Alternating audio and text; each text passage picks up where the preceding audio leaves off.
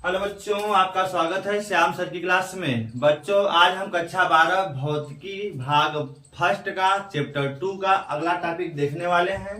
अगला टॉपिक है तीन आवेशों के निकाय की वैद्युत स्थितिज ऊर्जा। इसके पहले हम लोगों ने देखा था, इसकी ही हेडिंग है, उसमें था दो आवेशों के निकाय की वैद्युत स्थितिज ऊर्जा के लिए सूत्र हमने प्राप्त किया था।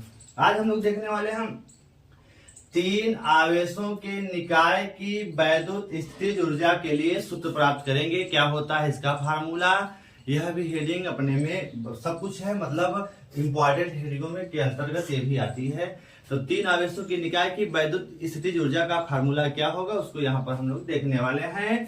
सभी बच्चे जो श्याम सर की क्लास में, जो बच्चे नए हैं, श्याम सर की क्लास को सब्सक्राइब करें और सभी बच्चे लाइक करें और ज्यादा से ज्यादा अपने दोस्तों के पास शेयर कर दें। क्लास बहुत इंटरेस्टेड होने वाली है, लेकिन एक चीज है कि आपका इंटरेस्ट कब बढ़ेगा, जब आप वीडियो को लास्ट तक देखेंगे तभी आपको पूरी हेडिंग समझ में भी आएगी। इसीलिए आप अंत तक बने रहें और वीडियो को कंटिन्यू देखें।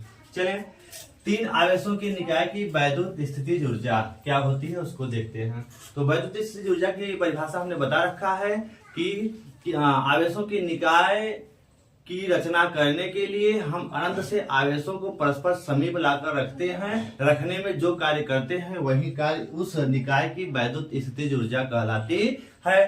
तो आज हम लोग देखेंगे तीन आवेशों की निकाय की वैद्युत स्थितिज ऊर्जा, मतलब एक ऐसा निकाय होगा, एक ऐसा सिस्टम होगा जिसमें कम से कम तीन आवेश उपस्थित होंगे। जैसे मान लिया एक ठो सिस्टम पूरा है, कल हमने दो आवेश के बारे में अध्ययन किया था इसके पहले। आज हम लोग पढ़ने वाले हैं तीन, एक सिस्टम एक निकाय है, इसमें तीन आवेश, मान लिया Q1 Q2 Q3, तीन आवेश ए बिंदु पर, दूसरा है बी बिंदु पर, तीसरा है सी बिंदु पर उपस्थित है। मतलब एक ऐसे निकाय की संरचना करनी है जो तीन आवेशों से मिलकर बना हो, और इस निकाय की हमें क्या ज्ञात करनी है, वैद्युत स्थितिज ऊर्जा U का मान निकालना है। तो कहने का मतलब है हम इस निकाय की संरचना करेंगे, मतलब पहले आवेश को लाके रखेंगे, फिर दूसरा, फिर तीसरा। अब तीनों आवेश आके रखे गए, तीनों को रखने में जो कार्य हमें करना पड़ेगा उन्हीं कुल कार्यों को जोड़ लेंगे और वही किया गया कार्य कुल इसमें स्थितिज ऊर्जा के रूप में संचित हो जाती है। तो हम पहले तीनों को ला करके निकाय की संरचना करने में किया गया कार्य ज्ञात करेंगे और फिर तीनों के कुल कार्यों को जोड़ लेंगे और कुल कार्य जो होगा कुल ऊर्जा की क्या होगी, बराबर होगी। तो यही है आपका टारगेट जो निकालना है। तो चलिए हम पहले Q1 को ला करके, मतलब निकाय की रचना करने, मान लिया देखो निकाय की रचना कैसे कर रहे हैं। जैसे मान लो कि हमें इसी मार्कर को ही बनाना है, तो मार्कर छोटे छोटे कणों से मिलकर बना है। तो प्रत्येक कण ला करके इकट्ठा करके तब हमने मार्कर का निर्माण किया है। तो प्रत्येक कण को यहाँ पे रखने में ला करके रखने में जो हम काम करेंगे वही इसके पास क्या होगी, एनर्जी के रूप में संचित होगी। वही इसका भी सिद्धांत है कि हम अगर एक आवेश को लाके रखेंगे तो कार्य करना जो भी पड़ेगा, दूसरे को रखेंगे, तीसरे को रखेंगे, इस तरह से हम एक तीन आवेशों का निकाय बनाएंगे तो कुल कितनी ऊर्जा इसके पास संचित रहेगी वही हमें देखना है। तो चलें हम लोग बिना देर किए हुए इस क्लास की शुरुआत अब करते हैं। तो पहले हम लोग स्टेप बाय स्टेप एक एक आवेश को ला करके देखते हैं कि हमें कितना कार्य करना पड़ रहा है। तो चलें,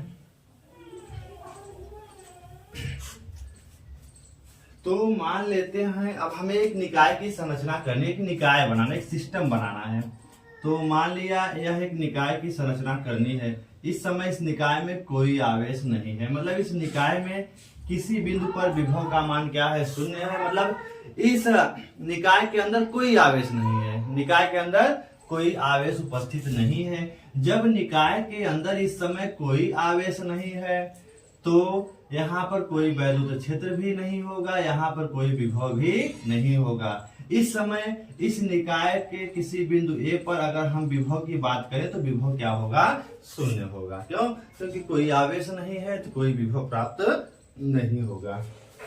फिर हम आगे इसको बढ़ाते हैं। अब मान लिया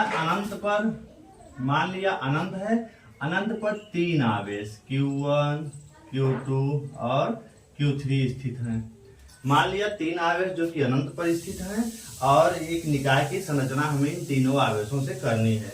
तो देखते हैं इस निकाय की संरचना कैसे की जाती है। तो यहाँ हम लोग देखेंगे तो अब पहले Q1 को ला करके ए बिंदु पर रखेंगे, तो ए बिंदु पर ला देंगे जब Q1 को, तो Q1 जो आएगा तो उसके विरुद्ध यहाँ कोई विभव कार्यरत नहीं है, अर्थात ए बिंदु पर विभव का मान क्या है, शून्य है।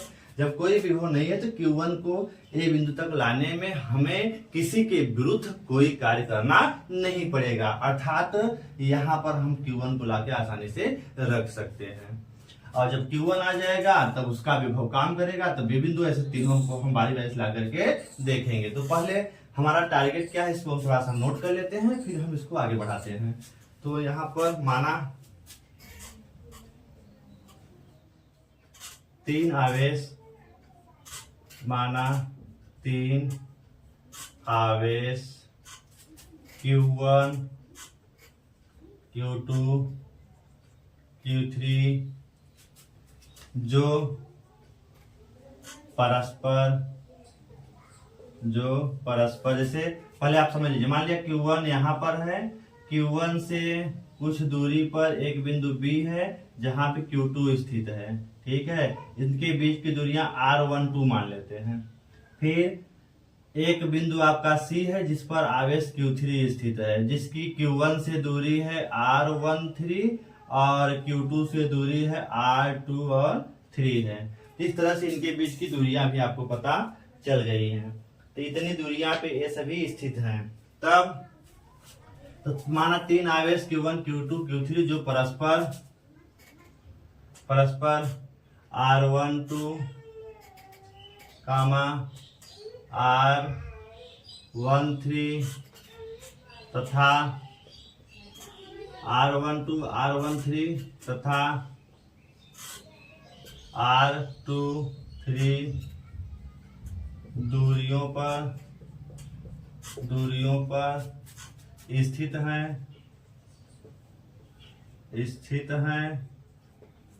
एक निकाय स्थित हैं एक निकाय A, B, C की रचना करते हैं, ABC की रचना करते हैं। मतलब अब 3 आवेश हैं, तीनों मिलकर के इस निकाय की क्या करते हैं, रचना करते हैं, कि निकाय बना लेते हैं, ठीक है। अब इतना आप इसको लिख लेंगे। फिर हम लोग अब कैसे इस निकाय की रचना हो रही है उसके बारे में, मतलब आपका टारगेट ये है कि 3 आवेश मिलकर के एक निकाय की रचना करते हैं, तो इसके लिए आप क्या करते हैं वो अब देखना है। मतलब आपका फाइनल जो होगा इस तरह से एक निकाय बन जाएगा, तो निकाय की रचना इस तरह से बनेगी। लेकिन इसको बनाने के लिए करना क्या पड़ेगा उसको हम लोग अब आगे देखते हैं। अब इसके लिए आप करेंगे क्या, तो आप अब क्या करेंगे इसके लिए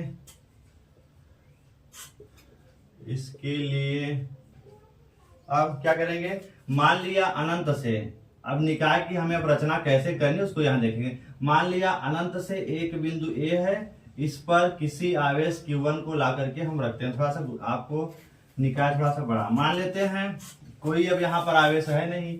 अब Q1 को अनंत से ला करके हम किसी बिंदु A पर क्या करते हैं, Q1 को रख देते हैं, ठीक है। अब देखिए चूंकि Q1 पहले पर A बिंदु जो जहां पर स्थित है वहां पर पहले से कोई विभव कार्यरत नहीं है, अतः Q1 को अनंत से किसी बिंदु A तक लाने में किया गया कार्य क्या होगा, पहले वो निकालेंगे। जब यहाँ पर पहले से कोई आवेश नहीं है तो यहाँ पर पहले से विभव क्या है, A बिंदु पर शून्य है, तो किया गया कार्य भी क्या हो जाएगा, शून्य। तो इसके लिए माना Q1 आवेश को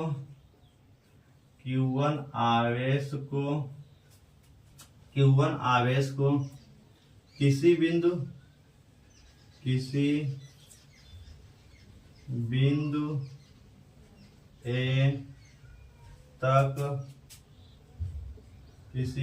A तक लाने में, इसके लिए माना Q1 आवेश को किसी बिंदु A तक लाने में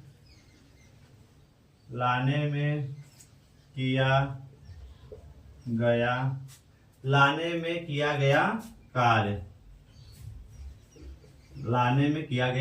कार्य, तो कार्य बराबर क्या होता है, उस बिंदु का विभव इंटू क्या होता है, जिस आवेश को ला रहे हैं। ठीक है, तो मान लेते हैं इसको लाने में किया गया कार्य क्या है, W1 है। तो W1 किसके बराबर होगा, किया गया कार्य क्या है, W1 है। विभव, इस बिंदु पर विभव का मान क्या है, 0 है, इंटू आवेश, किस आवेश को ला रहे हैं, Q1 आवेश को ला रहे हैं। अतः आपका Q1 आवेश को लाने में किया गया कार्य क्या है, 0। W1 का मान क्या मिल गया आपको, 0। कोई कार्य नहीं करना पड़ा। क्यों नहीं करना पड़ा, क्योंकि यहाँ पर पहले से कोई विभव कार्यरत नहीं था। ठीक है, तो इसका आप स्क्रीनशॉट लेकर लिखें, फिर हम आगे कंटिन्यू करते हैं।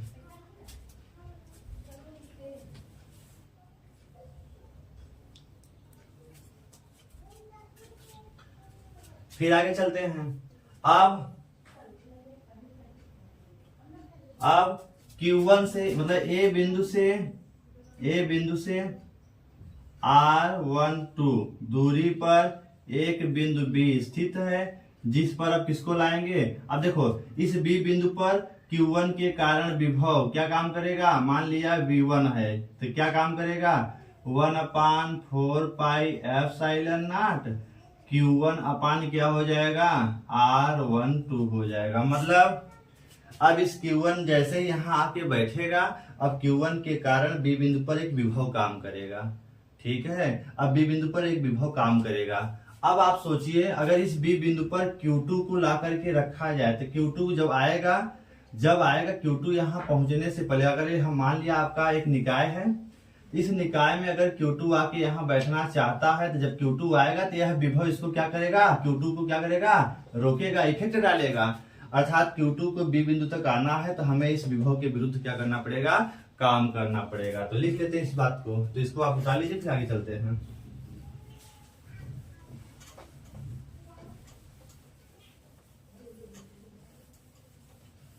W1 आप याद रखिएगा।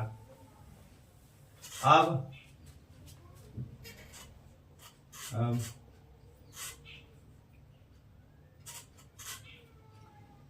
Q1 आवेश से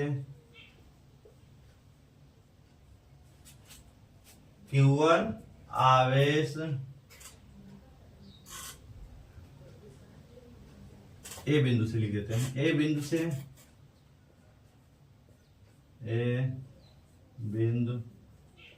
से R12 दूरी पर, ए बिंदु से R12 दूरी पर स्थित, ए बिंदु से R12 दूरी पर स्थित बिंदु B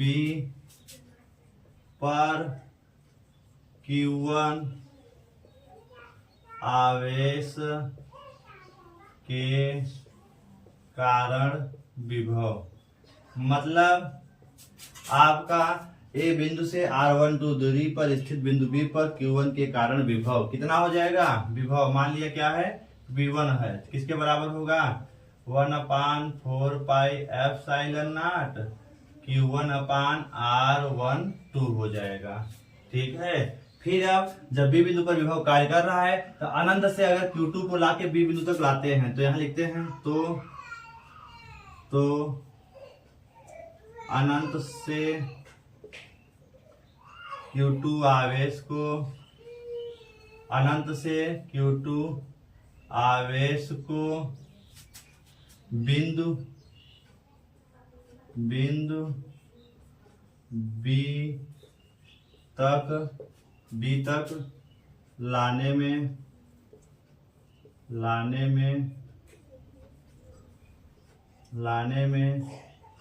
किया गया कार्य। तो किया गया कार्य कितना हो जाएगा, किया गया कार्य बराबर होता है विभव इंटू क्या हो जाएगा, उस बिंदु का आवेश। ठीक है, तो आप इसको थोड़ा सा इधर लिख लीजिएगा। तो किया गया कार्य कितना हो जाएगा, किया गया कार्य बराबर उस बिंदु पर विभव इंटू क्या हो जाएगा, आवेश हो जाएगा। उस बिंदु पर विभव कितना है देखिए, तो कार्य को मान लेते हैं W2 और उस बिंदु पर विभव, तो विभव कितना है V1 है इंटू आवेश, किस आवेश को ला रहे हैं Q2 को ला रहे हैं, किसको ला रहे हैं Q2 को ला रहे हैं। ठीक है, अतः W2 किसके बराबर हो जाएगा, V1 का मान कितना है 1/4 पाई एप्सिलॉन नॉट और Q1 अपान क्या है R12 और क्या है यहाँ देखिए V1 का मान हमने इतना पूरा रख दिया और यहाँ Q2 है तो Q2 भी आ जाएगा Q2। अतः Q2 आवेश को लाने में किया गया कार्य क्या है W2 किसके बराबर है 1/4 pi epsilon not Q1 Q2 upon R12 है। ठीक है, तो इसको भी आप याद रखिएगा। तो W1 हो गया और क्या हो गया आपका W2 हो गया। अब किसको लाएंगे W3 को लाएंगे। ठीक है, तो इतना आप पहले उतार लीजिए फिर हम आगे चलते हैं। अब देखिएगा, इसको उतारिए पहले।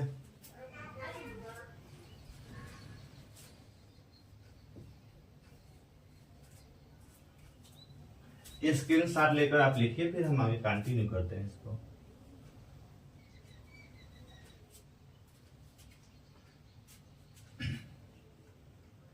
चलें, अब इसका काम खत्म हो गया।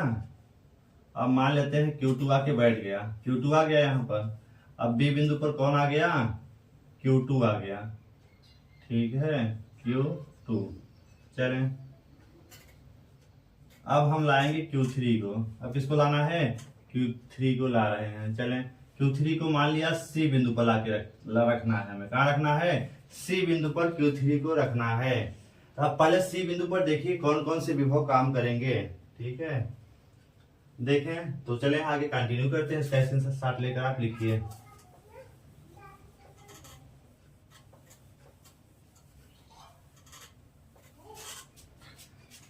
अब ध्यान से समझिएगा। देखिए इस C बिंदु पर देखें अगर, ठीक है, एक आपका निकाय हो गया है। इस C बिंदु पर अगर हम देखना चाहें, देखिए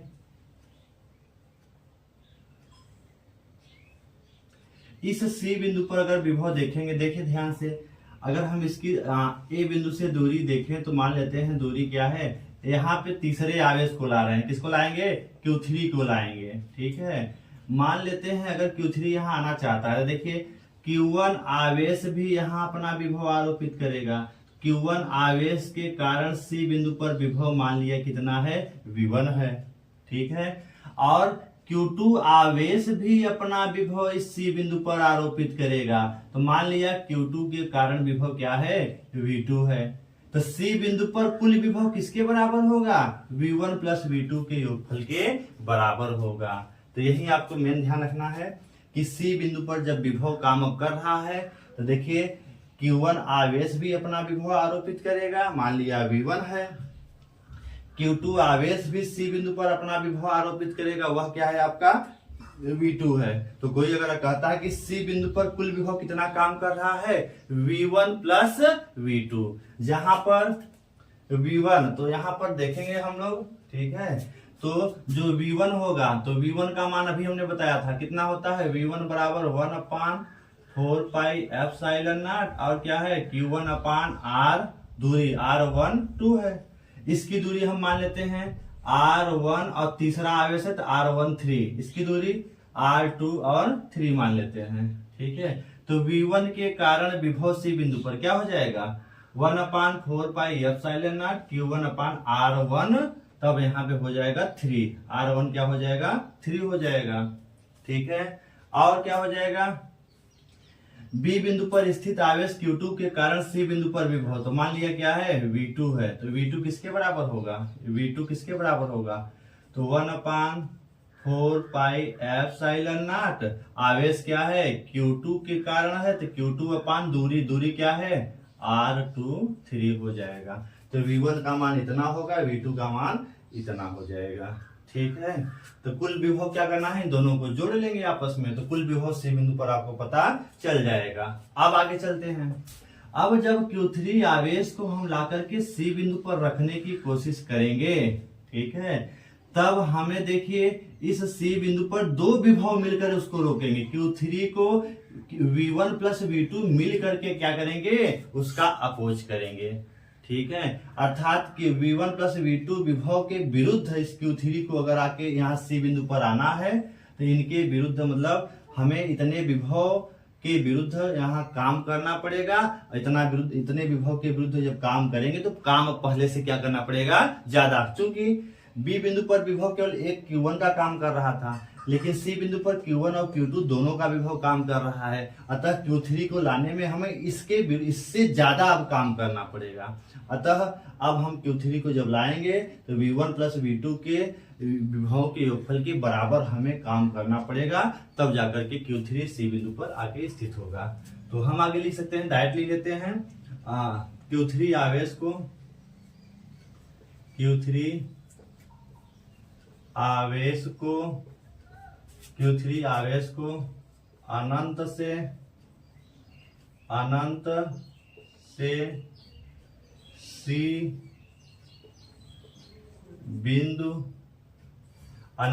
सी बिंदु तक, इसको आप इसको इरेज कर देते हैं, अनंत से सी बिंदु तक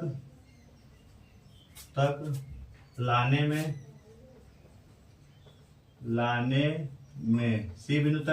में किया गया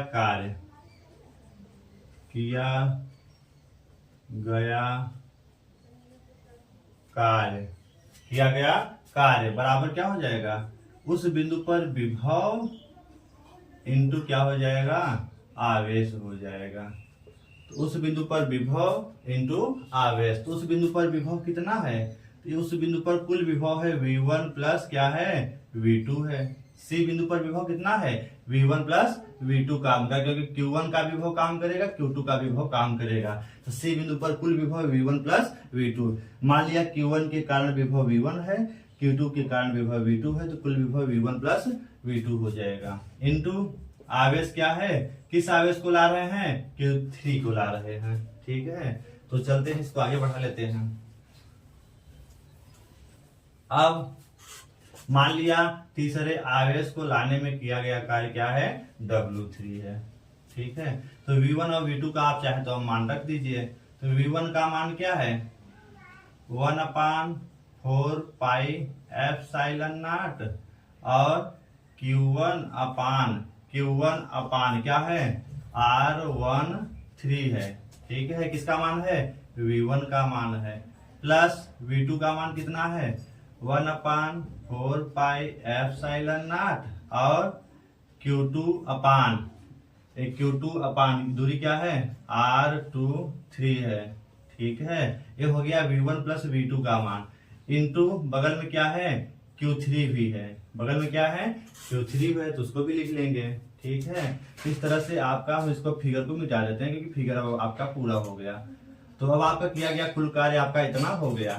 ठीक है, अब इसको बस हल कर लेना है बस। तो कहने का मतलब है, देखिए अब इतना टोटल विभव V1 प्लस V2 का मान रख दिया गया, Q3 का मान रख दिया गया। अब इसको सॉल्व करेंगे तो क्या हो जाएगा, W3 बराबर क्या मिलेगा आपको, तो W3 बराबर क्या मिल जाएगा, इसको भी मिटा देते हैं थोड़ा सा। W3 इसको भी, हाँ इसको याद रखिएगा, लेकिन W3 बराबर Q3 का गुणा करिए, तो 1/, थोड़ा सा नीचे लिख देते हैं, तो W3 बराबर 1/4 पाई एप्सिलॉन नॉट Q1, एक बार इसका गुणा इसमें Q3 में, एक बार इसका गुणा इसके साथ, तो Q1 और क्या आ जाएगा, Q3 अपान क्या होगा, R13, प्लस फिर इसका एक बार इसके साथ गुणा करेंगे, तो 1/4 पाई एप्सिलॉन नॉट, और Q2 और Q3 है, Q2 और क्या है, Q3 है, अपान क्या है, R23 है, अपान क्या है, R2 और 3 है। ठीक है, इसको भी आप लिख लेंगे। अब चलते हैं हम लोग आगे, तो ये W3 आ गया। ठीक है, अब जो आपने निकाय की संरचना की थी, जो निकाय की संरचना करने में Q1 यहाँ क्या था, Q2 यहाँ क्या था, Q3। ठीक है, A बिंदु, B बिंदु और C बिंदु, इनके बीच की दूरी क्या थी, R12, इसके बीच की दूरी R13, इसके बीच की दूरी R2 3 थी। ठीक है, तो तीन W1 W2 W3 तीन कार्य थे। तो निकाय की संरचना करने में किया गया कुल कार्य, तो निकाय की रचना करने में किया गया कुल कार्य, निकाय की रचना करने में किया गया कुल कार्य। तो इसको आप स्क्रीनशॉट लेके लिखते रहिए तब तक। निकाय की रचना करने में किया गया कुल कार्य, तो कुल कार्य आप इसको लिख लीजिए तब तक।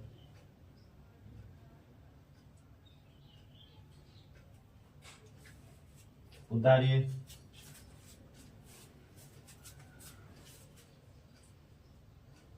तो निकाय की रचना करने में किया गया कुल कार्य, मान लेते हैं क्या है, कुल कार्य है W है। तो W किसके बराबर होगा, W1 plus W2 plus W3। तीन आवेशों की निकाय की रचना करने में किया गया कुल कार्य W बराबर W1 plus W2 plus W3 हो जाएगा। तो इसको आप लिखिए।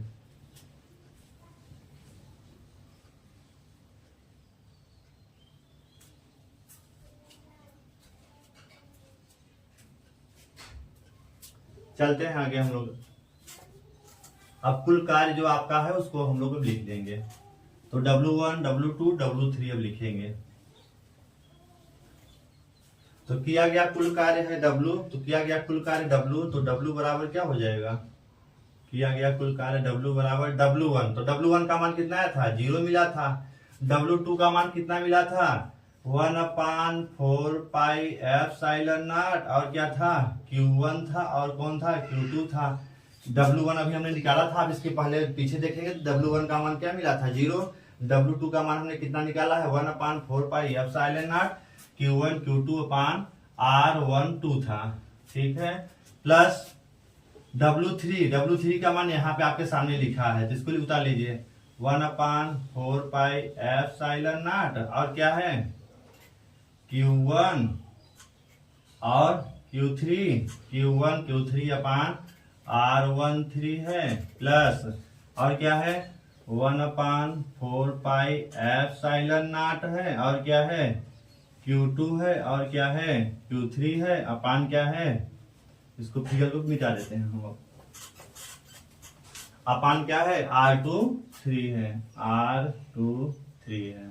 अर्थात तीन आवेशों के निकाय की रचना करने में किया गया कुल कार्य आपको पता चल गया। तो यहाँ पे 0 कोई मतलब है ना, तो आपका W जो मिल जाएगा, कितना मिल जाएगा, सब में 1/4 पाई एप्सिलॉन नॉट कॉमन ले लीजिए, 1/4 पाई एप्सिलॉन नॉट कॉमन लेंगे तो क्या बचेगा, Q1 Q2 अपान R12 प्लस Q1 Q3 अपान R13 प्लस यहाँ क्या बचेगा, 1/4 पाई एप्सिलॉन नॉट बाहर ले लेंगे तो क्या बचेगा, Q2 Q3 अपान R23 बचेगा। यही है तीन आवेशों की निकाय की रचना करने में किया गया कुल कार्य आपका हो जाएगा।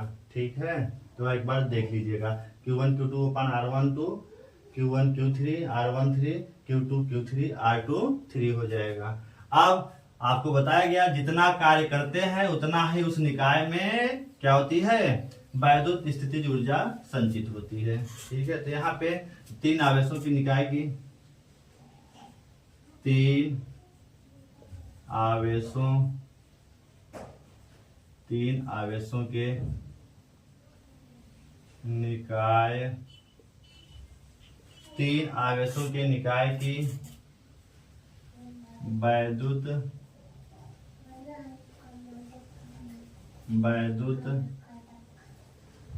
स्थितिज ऊर्जा, तीन आवेशों के निकाय की वैद्युत स्थितिज ऊर्जा बराबर निकाय की रचना करने में किया गया कुल कार्य, बराबर किसको होता है, निकाय की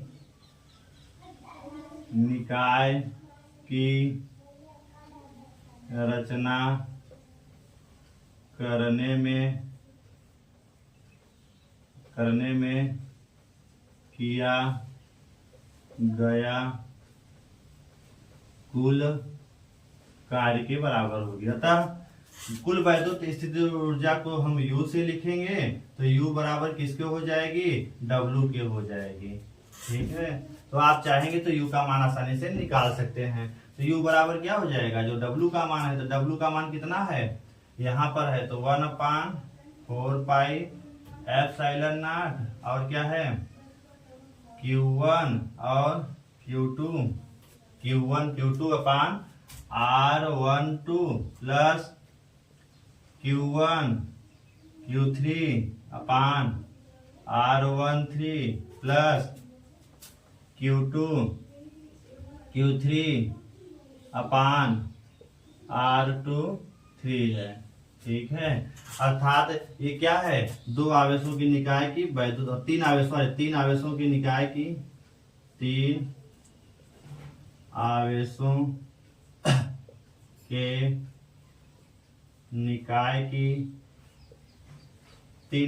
के निकाय की वैद्युत स्थितिज ऊर्जा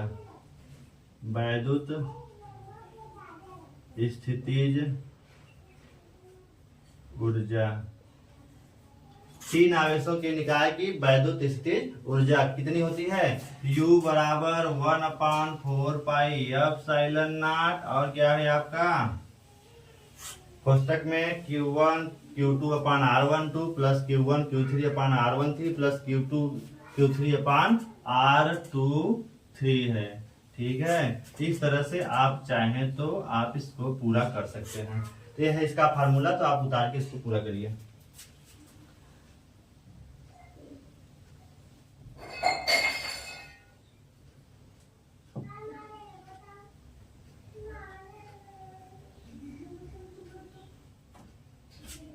इस तरह से तीन आवेशों के निकाय की वैद्युत स्थितिज ऊर्जा का पूरा एक फार्मूला हो गया है। आपको अच्छे से पूरी तरह समझाया गया है। आप वीडियो को पूरा देखेंगे तब आपको अच्छे से समझ में आ जाएगा। और अगर आपको वीडियो अच्छा लगे तो श्याम सर की क्लास को एक बार लाइक कर देना, सब्सक्राइब कर देना और दोस्तों के पास शेयर जरूर करना। अब पूरा वीडियो देख करके आप अपने यूपी बोर्ड एग्जाम के लिए, ये आपका महत्वपूर्ण टॉपिकों में से एक है, इसको आप पूरा करिए और अच्छे से इसको एक बार में नहीं समझ में आता तो कुछ अगर दिक्कत है तो आप कमेंट बॉक्स में कमेंट जरूर लिखें, और एक बार में नहीं समझ आता तो इस वीडियो को 2 बार चला करके आप देख लीजिए पूरा।